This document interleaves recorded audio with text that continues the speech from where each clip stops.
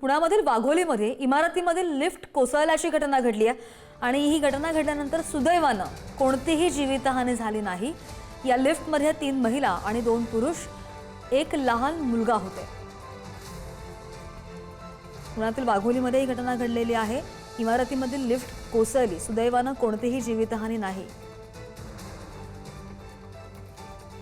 आणि या लिफ्टमध्ये 3 महिला, 2 पुरुष आणि एक लहान मुलगा होते असं पाहायला मिळते। दृश्यांमध्ये आपण पाहतोय आणि या संदर्भात अधिक जाणून घेत आमचे प्रतिनिधी ज्ञानेश्वर चौतमल आपल्या सोबत आहेत। ज्ञानेश्वर, काही तांत्रिक बिघाड झाला का? दृश्य आपण पाहतो स्क्रीनवर, मात्र अशा प्रकारची घटना खरोखर जीवावर बेतू शकते। अगदी बरोबर आहे। अत्यंत धक्कादायक प्रकार आहे। काल संध्याकाळची ही पुण्यातली घटना, वाघोली परिसरातली।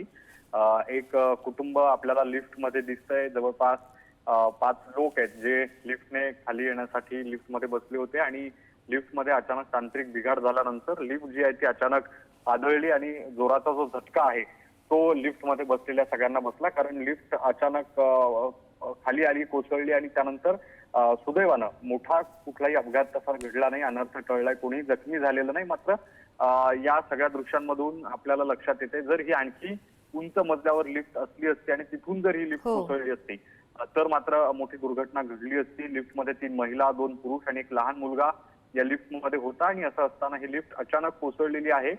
तांत्रिक बिघाड झालेला आहे। मात्र या निमित्तानं पुन्हा एकदा लिफ्ट वापरणाऱ्या सगळ्या लोकांसाठीच त्याचे मेंटेनन्सचं जे काम आहे ते वेळोवेळी करून घेणं आणि देखभाल दुरुस्तीसाठी सगळ्यांनी सतर्क असणं हे किती महत्त्वाचं हे पुन्हा एकदा अधोरेखित होतं। अगदी, आणि या घटनेनंतर सगळे सुखरूप आहेत हे महत्त्वाचं। ज्ञानेश्वर, धन्यवाद दिलेल्या माहितीसाठी।